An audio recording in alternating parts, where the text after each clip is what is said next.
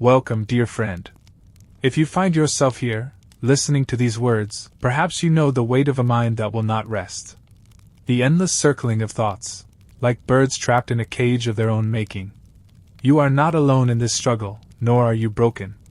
I am here to share with you some insights from the depths of human psychology, not as commands, but as gentle invitations to find your way back to inner peace. The mind that overthinks is often a mind that has forgotten how to trust itself, how to rest in the natural rhythm of thought and silence. Today, we shall explore together why the mind becomes caught in these endless loops, and more importantly, how we can find our way to freedom. Not through force or suppression, but through understanding and gentle integration of all that we are. To understand overthinking, we must first understand what it truly is. It is not merely thinking deeply. No, that is reflection, and reflection is a gift. Overthinking is something entirely different. It is the mind's desperate attempt to control what cannot be controlled, to solve what cannot be solved through thought alone. When we overthink, we are like a person digging the same hole deeper and deeper, believing that if we just dig far enough, we will find water. But the well we seek is not below, it is within us, waiting patiently for us to stop digging and simply listen. The overthinking mind is often a frightened mind. It fears uncertainty, fears the unknown, fears making the wrong choice. And so it spins endlessly, creating elaborate scenarios, rehearsing conversations that may never happen, analyzing decisions until they become paralyzed by their own complexity. But here is what the overthinking mind does not understand. Life is not a problem to be solved. Life is a mystery to be lived. And mysteries cannot be unraveled through thought alone, they require our whole being. From the landscape of the psyche, overthinking reveals something profound about our inner world. When the conscious mind becomes hyperactive, it often signals that we have lost touch with the deeper currents of our being, what I call the unconscious. The unconscious is not our enemy. It is the vast, wise part of ourselves that knows things our thinking mind cannot grasp. It speaks through dreams, through sudden insights, through the quiet voice of intuition. But when we overthink, we drown out this voice with the noise of our mental chatter. Consider also what we call the shadow, those parts of ourselves we prefer not to acknowledge. Often, overthinking is the shadow of decisiveness. We think and think and think because we are afraid to act, afraid to be wrong, afraid to be human. But the shadow, when embraced, becomes a source of strength and authenticity. There is also the matter of balance. In each of us live multiple ways of knowing, thinking, feeling, sensation, and intuition.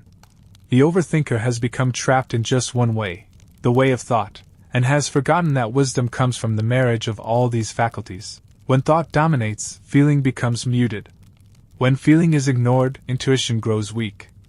And when we lose touch with our intuition, we lose trust in our ability to navigate life's complexities with grace and confidence. Now let us turn from understanding to practice.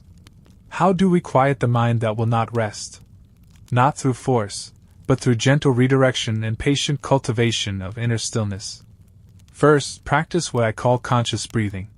When you notice the mind beginning its familiar spiral, pause. Place one hand on your chest, one on your belly. Breathe deeply, allowing the breath to move through your entire body. As you breathe, say to yourself, I am here now. This moment is enough. The breath is the bridge between mind and body, between conscious and unconscious. Use it as your anchor. Second, engage in active reflection through writing. Take pen to paper, not to solve your problems, but to witness them. Write down your thoughts without judgment, as if you were observing clouds passing through the sky. Often, when we see our thoughts on paper, we realize how much power we have given them. They are just thoughts. Not truths, not commands, merely thoughts. Third, pay attention to your dreams and symbols. The unconscious speaks in images, not in words. Keep a journal by your bedside. When dreams come, welcome them. When symbols appear in your daily life, a bird, a tree, an unexpected encounter, pause and ask, what might this mean for me? You need not interpret everything, but simply notice. The unconscious rewards attention. Fourth, practice what I call feeling into decisions. Before your mind begins its analysis, sit quietly and imagine yourself having already made the choice. How does your body respond? Does it expand with lightness or contract with tension? The body knows things the mind has not yet discovered. Trust this knowing. Finally, cultivate moments of purposeful solitude, not to think, but simply to be. Walk in nature without destination. Sit quietly without agenda. In these moments of emptiness, the deeper wisdom can emerge.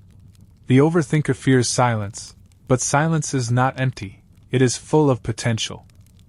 The path away from overthinking is not the path of abandoning thought, it is the path of befriending all aspects of ourselves. Thought is not the enemy, the tyranny of thought is what we seek to dissolve. Imagine yourself as a wise ruler of an inner kingdom. In this kingdom live the minister of thinking, the counselor of feeling, the scout of intuition, and the guardsman of sensation. For too long, you have allowed only the minister of thinking to speak at your royal council. But a wise ruler listens to all advisors before making important decisions. This integration takes time and patience. You are learning to trust parts of yourself that may have been silent for years.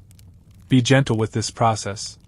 When the mind begins its familiar spinning, don't fight it, acknowledge it like an old friend who visits too often. Say, "I see you, thinking mind. Thank you for trying to protect me. But I am safe now, and I have other ways of knowing." Remember, every moment of awareness is a small victory.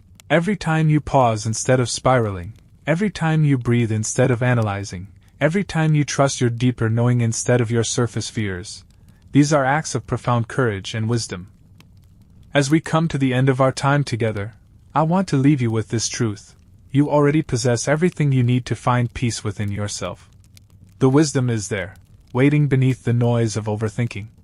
The trust is there, buried perhaps, but not lost. The capacity for inner stillness is your birthright as a human being.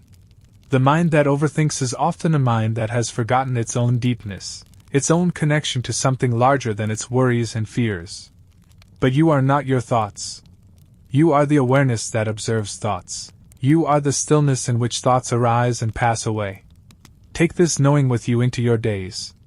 When the familiar patterns of overthinking begin, remember that you have a choice. You can feed the spiral, or you can return to your breath, return to your body, return to the deeper currents of your being that flow beneath the surface turbulence. Trust yourself, dear friend.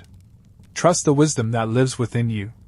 Trust that life, in its infinite complexity and mystery, does not require you to figure everything out. Your task is simpler and more profound: to show up fully, to be present with what is, and to move forward with courage and compassion.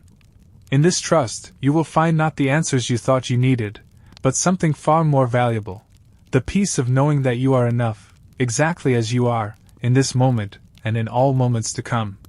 Be well. Be present. Be at peace.